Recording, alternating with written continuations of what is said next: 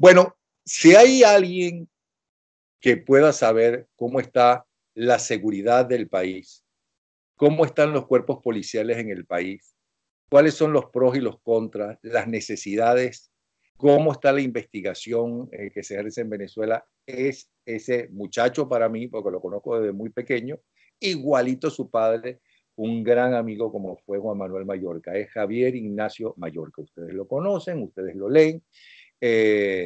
Sus trabajos no solamente se publican en Venezuela, sino en el mundo entero. Javier, bienvenido. Sabes que te tenemos mucho cariño en esta familia. ¿Ok? Gracias. Y una pregunta. Si hay un gobierno, una junta cívico-militar, un gobierno de transición, pues, y tú estás encargado de la seguridad ciudadana, ¿cuáles serían tres de las más urgentes medidas que tendrías? Es un gobierno de transición, por lo tanto, tiene los poderes que esa junta te va a dar y esa junta tiene los poderes. Pregunta interesante, Napoleón. Bueno, aún pensando en condiciones ideales, uno tiene siempre que aclarar que en estos casos todo dependería de la forma como se llega a ese gobierno de transición. Si se llega de una forma medianamente concertada, como está tratando de propiciarlo la comunidad internacional en buena medida, pues la posibilidad de lograr consensos, no solamente en el área de seguridad ciudadana, sino también en cualquier otra esfera del quehacer de gobierno, será mucho más alta que si se llega a esa transición de una forma compulsiva. La gente pensaría quizá que llegando manu militari a una transición sería lo ideal porque se harían las cosas que se requiera sin hacer mucha consulta. Pues no, en estos casos lo ideal es lograr consensos mínimos que permitan avanzar no solamente en el trazado de las medidas, sino también en su ejecución inmediata. Dicho esto, supongamos entonces que se gozaría de estos consensos y de esta posibilidad de llegar de una forma más o menos negociada y pacífica. Bien, lo primero que hay que hacer, Napoleón, tomando en cuenta un escenario muy probable de ingobernabilidad o de gobernabilidad muy frágil, es empezar a trazar alianzas con todos los países que de alguna manera han puesto su grano de arena para llegar a esa transición. Y ya no serían alianzas de orden político, sino netamente técnicos y operativas en el área de seguridad ciudadana. Estamos ante un país que ya carece de recursos para afrontar los deberes en materia de seguridad ciudadana y en materia de seguridad nacional. Las Fuerzas Armadas, así como los cuerpos policiales, están prácticamente desmantelados y están en este momento en un proceso que llamaríamos de deslave. La tropa, el pie de fuerza, se está yendo a la calle a buscar otros quehaceres y está abandonando el trabajo policial y de seguridad. Para hacer atractivo la profesión policial y la profesión militar, habría que lograr fijar escalas salariales que permitan a los funcionarios un nivel de vida más o menos digno. Eso en este momento no existe, pero eso tiene un costo. Y en ese momento, si es que llega, pues el costo sería sumamente elevado, porque estamos hablando de la necesidad de unos 300.000 funcionarios policiales y militares para poder, digamos, tener un pie de fuerza que permita garantizar la gobernabilidad. Ese sería un aspecto muy importante. Y en eso tendría que cooperar la comunidad internacional aportando recursos y estableciendo atractivos para también la formación policial en un nuevo esquema de profesionalidad. No es posible en este momento continuar con esquemas de formación policial que pongan tanto acento en la ideologización de los uniformados. Eso no puede ser. Lo importante en este momento es obtener un recurso humano que se preocupe por el trabajo de policía preventiva en sus distintas especialidades y también el trabajo de policía de investigación. Decíamos policía de investigación, sinónimo de policía técnica judicial o cuerpo de investigaciones científicas penales y criminalísticas, que es como se llama en este momento. Y esto nos lleva a otra decisión que se podría tomar de manera casi inmediata y que de tener los consensos sería de aplicabilidad también casi inmediata. Es necesario retomar las especialidades en materia de seguridad ciudadana. Zapatero a tus zapatos, dirían algunos. La policía de investigación tiene que dedicarse a eso y la policía preventiva no puede meterse en temas de investigación, aunque reconocemos que esa es una decisión que se ha venido tomando desde el actual Ejecutivo, llevados por esta misma crisis de pie de fuerza que padecen los cuerpos de seguridad. Entonces han empezado a hacer una especie de mezcla de funciones y de atribuciones, delegando en las policías preventivas la investigación de los llamados delitos menos graves, que son aquellos que comportan una pena privativa de libertad, una pena corporal inferior a los 8 años. Entonces, eso habría que cambiarlo, habría que empezar un proceso de retomar las especialidades, retomar la policía de investigación en toda su magnitud y la policía preventiva por otro lado. El tema de la militarización de la policía es también álgido, es muy importante y tendría que ser abordado, pero aquí hay decisiones de orden político, de política general, global, que rebasan incluso las consideraciones de lo estrictamente relacionado con seguridad ciudadana, Napoleón. Pero en todo caso, habría que ir avanzando, habría que ir tomando las decisiones necesarias para desmilitarizar la gestión de la policía, de todas las policías. En este momento, las policías regionales y municipales están prácticamente copadas en sus mandos por militares activos o retirados.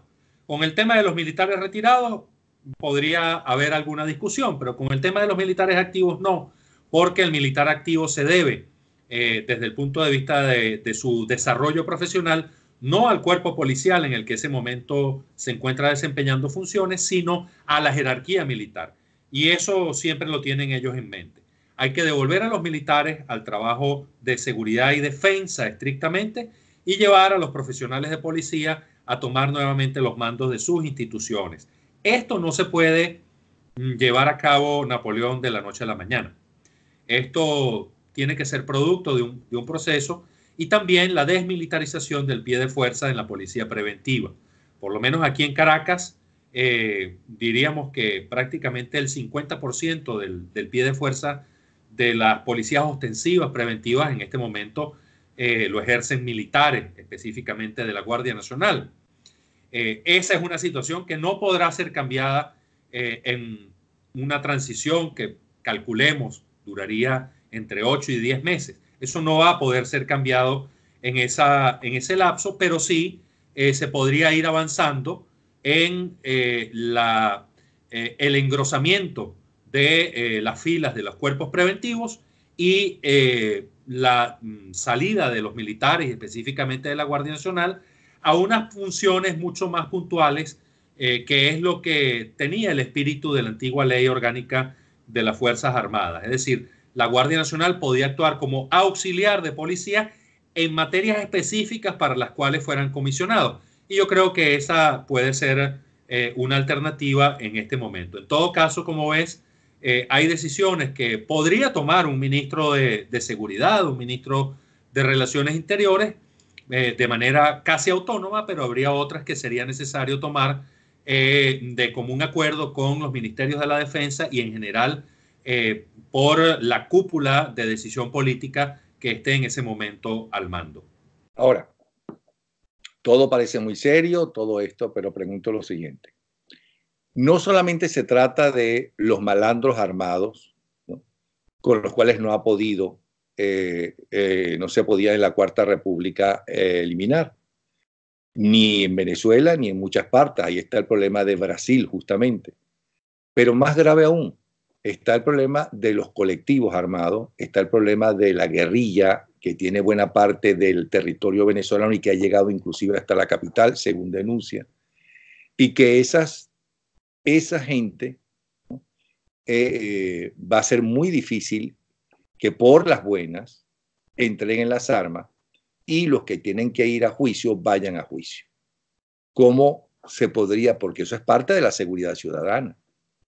Y además todos sabemos que este tipo de dictadura se preparan para una caída y regresar, y preparan grupos violentos, ¿no?, para desestabilizar, no solamente en los países donde caen, sino en países democráticos que amenazan justamente, si no llegan a determinados acuerdos, con sacar a sus malandros a la calle.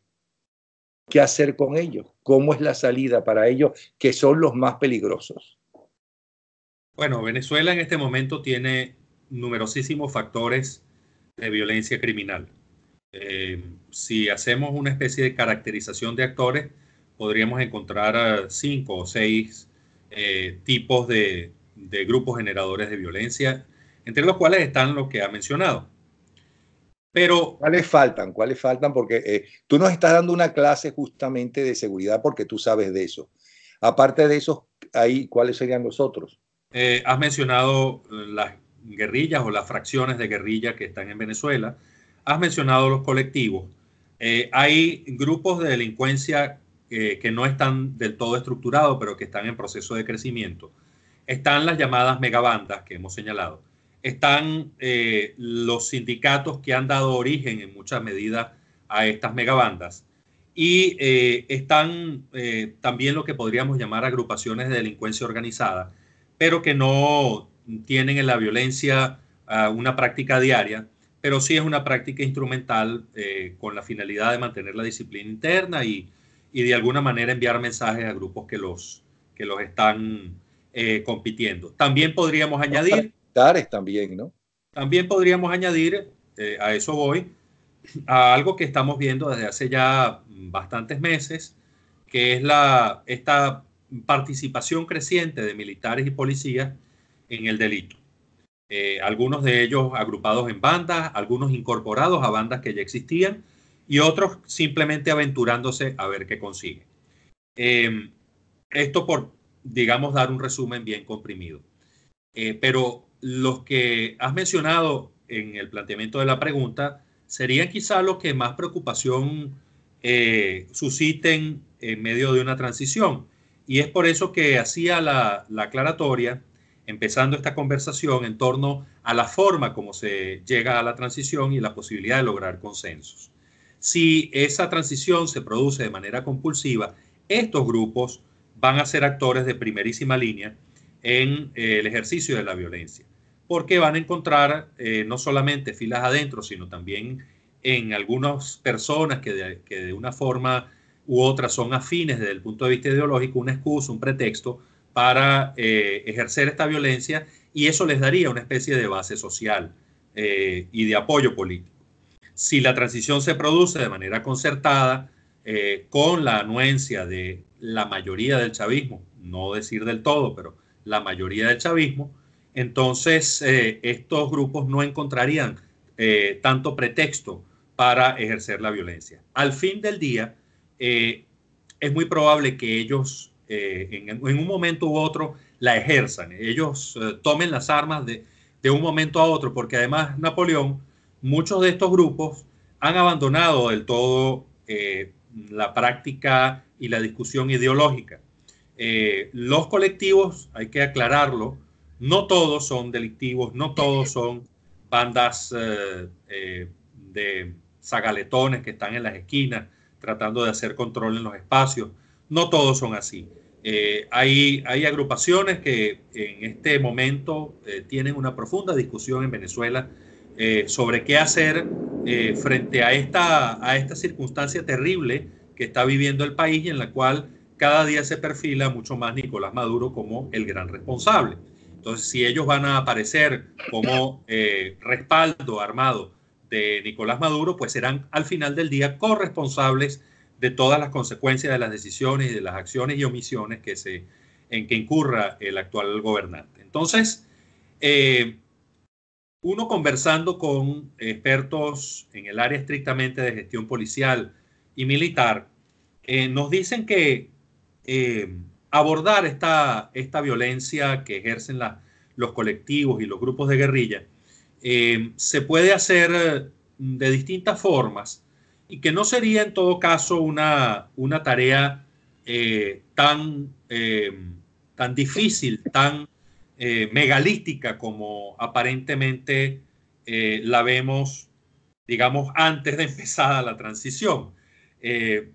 Digamos que los cuerpos de seguridad Napoleón, y específicamente el SEBIN y la Policía Judicial, tienen una caracterización de actores, sobre todo de los colectivos armados, que es muy detallada.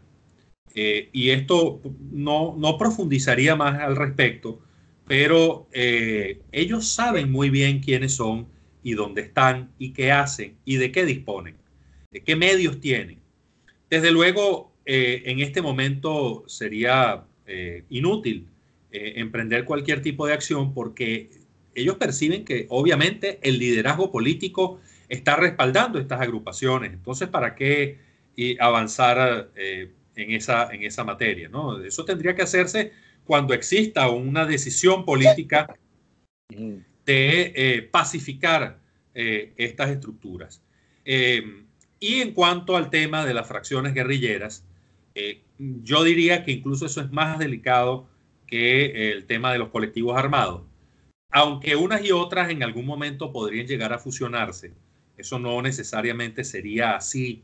Pero el tema de las fracciones guerrilleras es mucho más delicado, entre otras cosas porque el fenómeno de los colectivos es esencialmente urbano y el fenómeno de las guerrillas estas, ELN y la fracción de la FARC liderada por Iván Márquez, cuya presencia en Venezuela está documentada, ha sido denunciada últimamente con muchísima precisión.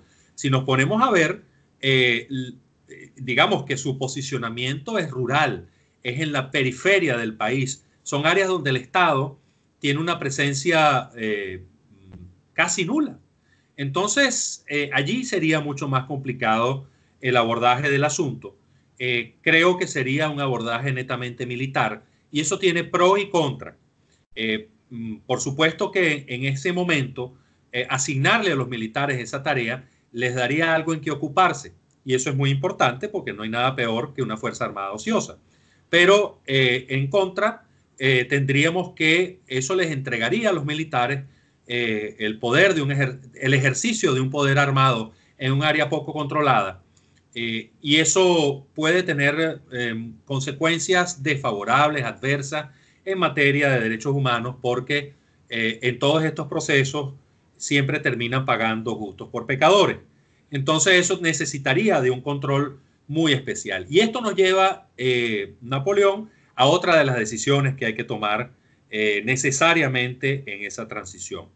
Desde que Hugo Chávez llegó al poder en 1999 hasta ahora con Nicolás Maduro, todas las decisiones han ido apuntando en materia militar a que los militares no sean controlados, a que no tengan un balance de poder, ni una veeduría que les indique a ellos ni siquiera qué han hecho mal, es decir, ni siquiera una veeduría posterior a lo que ellos han emprendido como tarea.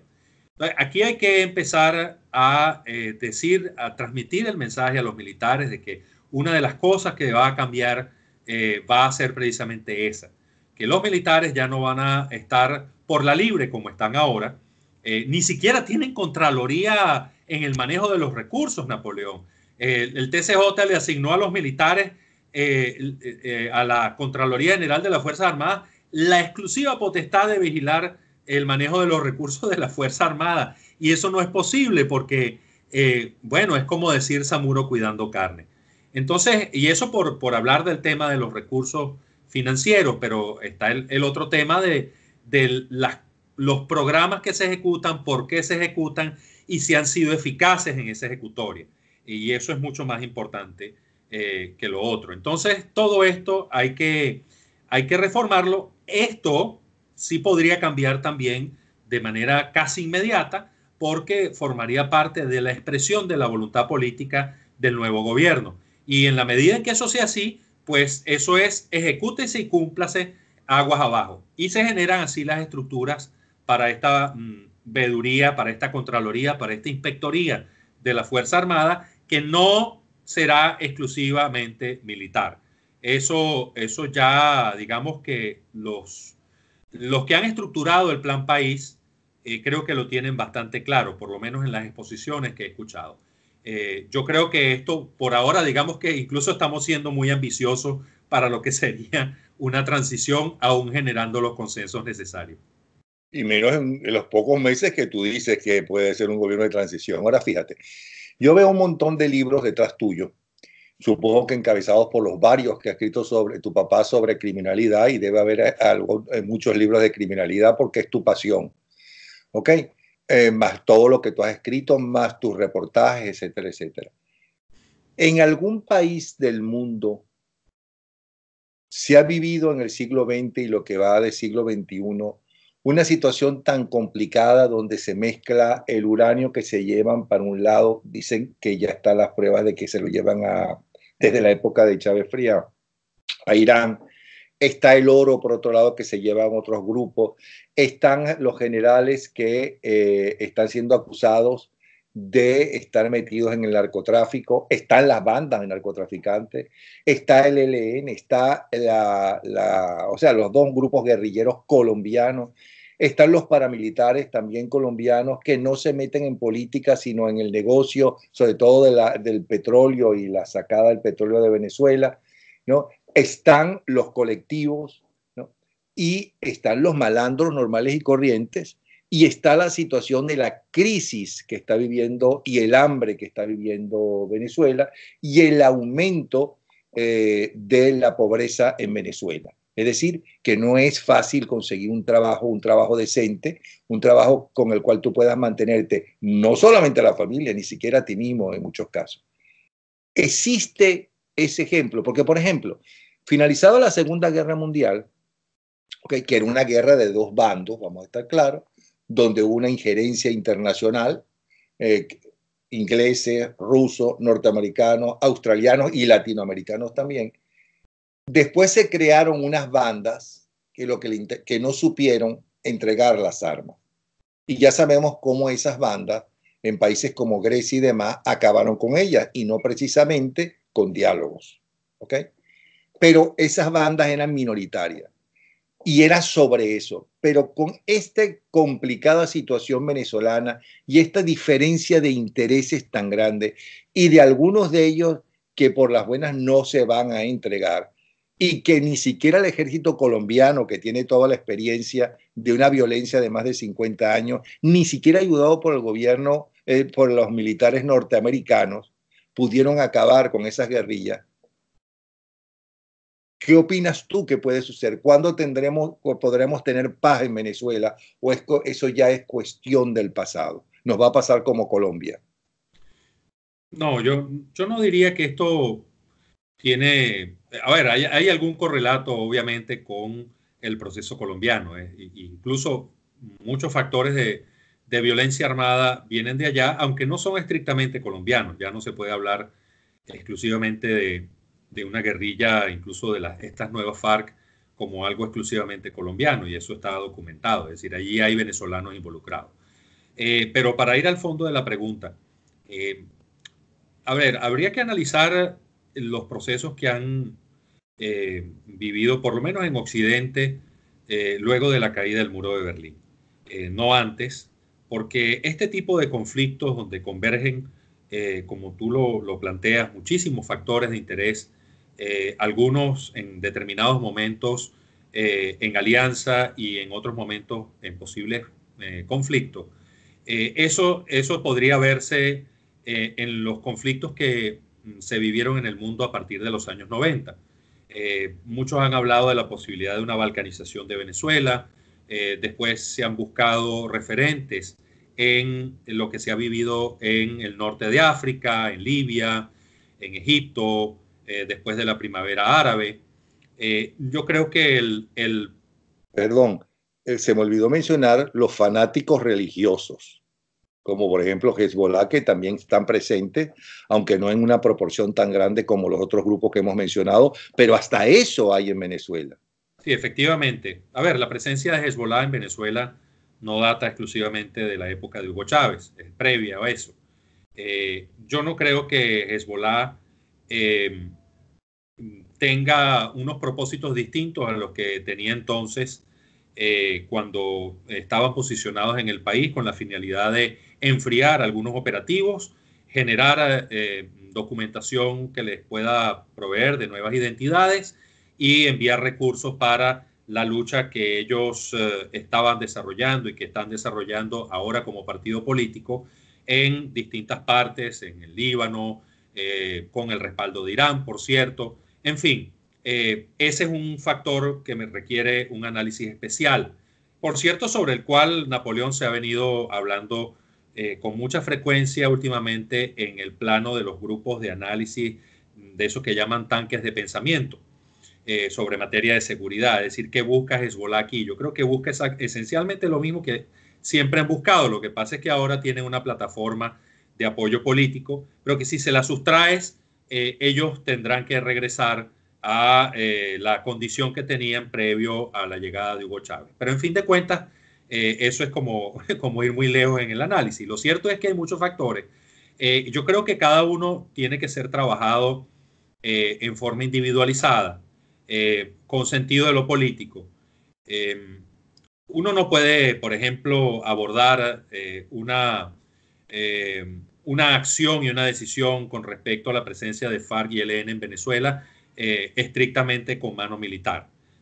Hacerlo o pensar siquiera que eso podría hacerse en una transición es una equivocación mayúscula.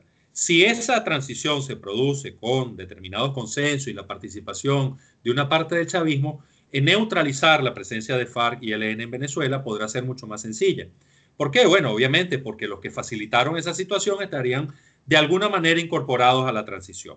Pero si eso no es así, si todo el chavismo madurismo está fuera de la transición, entonces la cosa va a ser mucho más complicada. Y la tendencia entonces va a ser a comprar lo que se puede estar sugiriendo desde el plano militar y policial en cuanto a soluciones mágicas, llave en mano, los eliminamos de la noche a la mañana, en 2 meses esos señores están más allá de Cúcuta, más allá de Puerto Santander, lo cual no es cierto. Es decir, el posicionamiento de estos grupos es muy amplio. Recientemente estábamos revisando algún informe cuya autoría no puedo precisar, digamos, públicamente, pero ese es un informe que está en manos del gobierno y que refiere posicionamientos muy claros, muy precisos de frentes de la FARC, del ELN y de grupos como esas llamadas autodefensas gaitanistas de Colombia, las derivaciones de los rastrojos urabeños.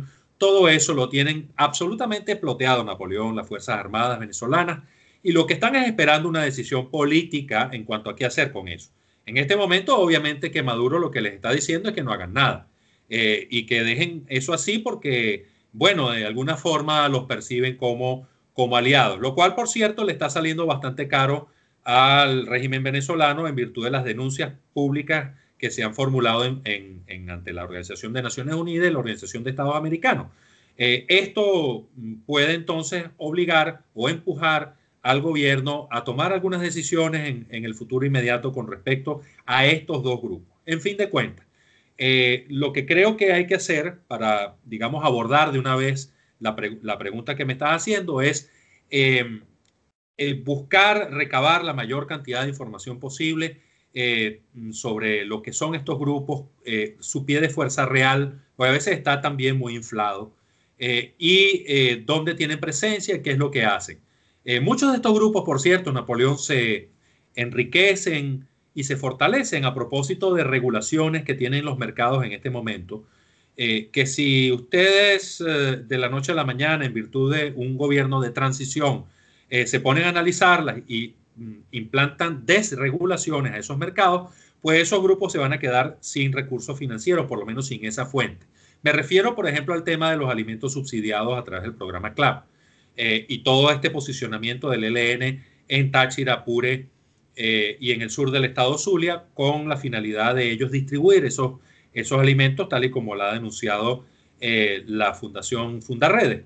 Entonces, si estos programas entran en otra fase, si estos programas ya no son encausados a través de las Fuerzas Armadas con toda la corrupción que eso genera, pues obviamente que el ELN se va a quedar sin esa fuente de recursos y va a tener que buscar hacer otra cosa, pero ya no va a tener esa fuerza. Entonces se le va a restar ese apoyo, esa posibilidad.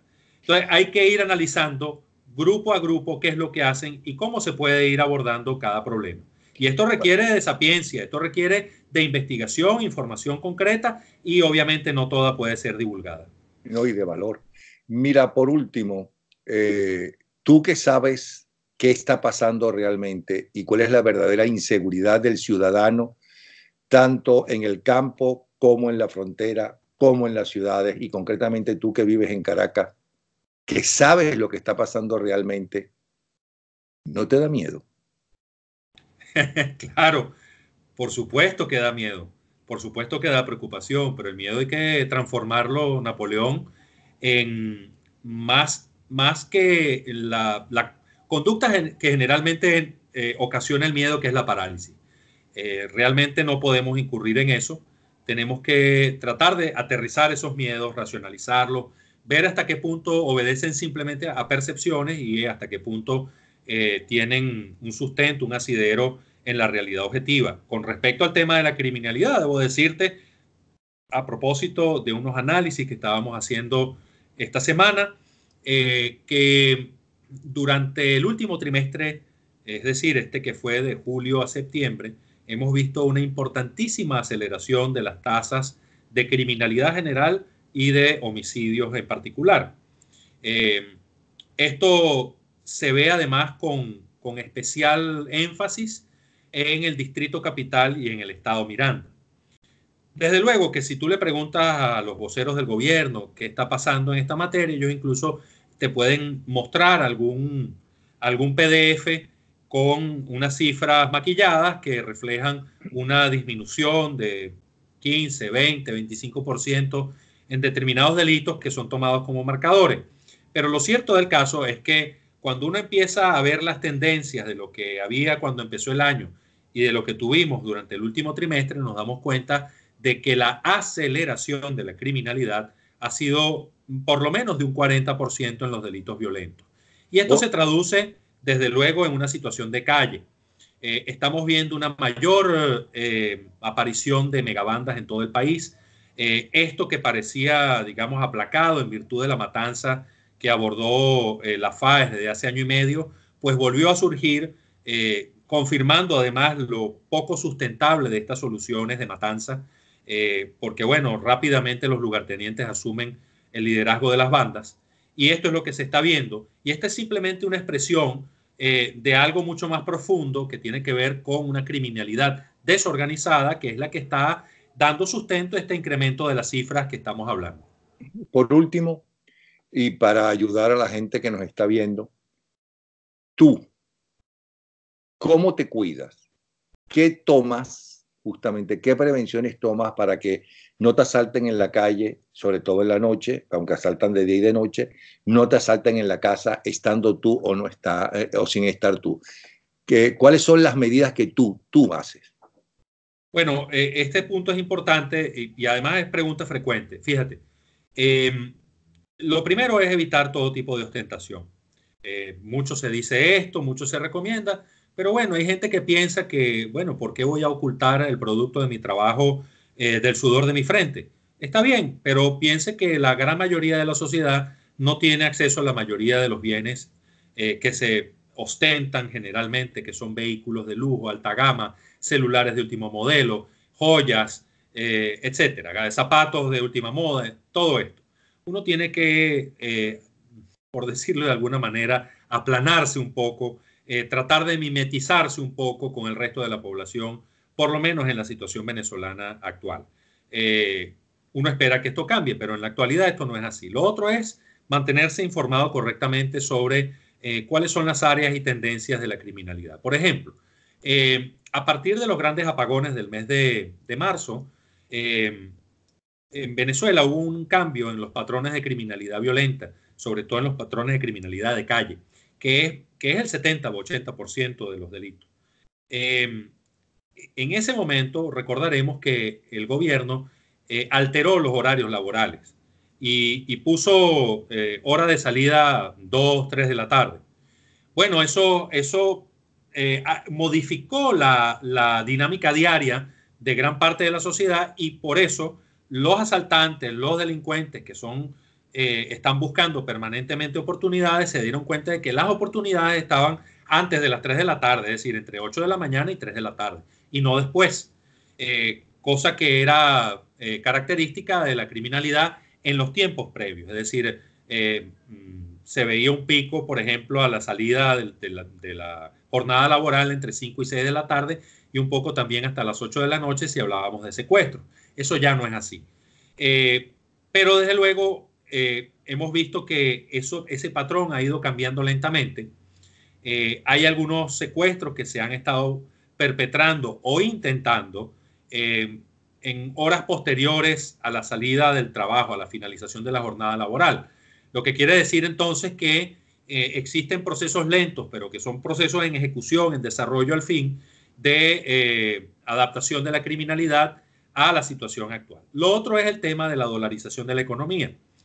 Aunque en todos los estados fronterizos la economía ya ha migrado prácticamente al dólar y al bolívar, al dólar y al peso colombiano, perdón, y en el estado Bolívar al oro.